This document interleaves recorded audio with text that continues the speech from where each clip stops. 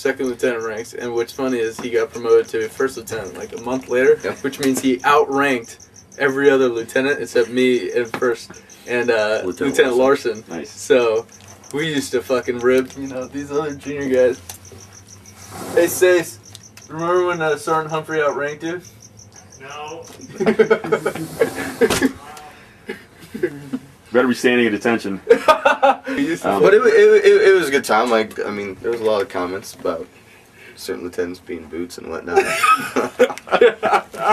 So you're wearing you're a first lieutenant and you're giving the other lieutenants shits about being boots. Yeah, basically. Oh yeah, absolutely. Right. Which did not go over well.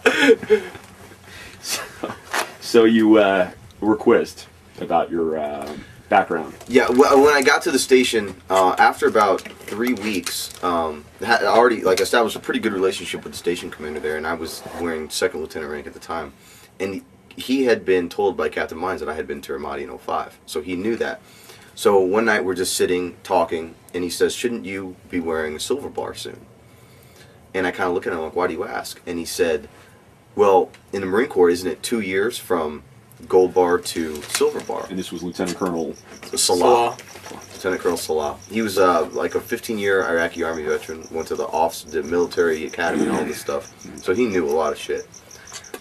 So I said, "Yeah, you're right. Like, I think it's in the works. I'm just waiting on the certificate or whatever."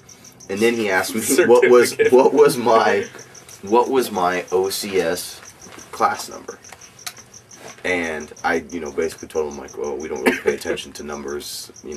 I graduated this year or whatever.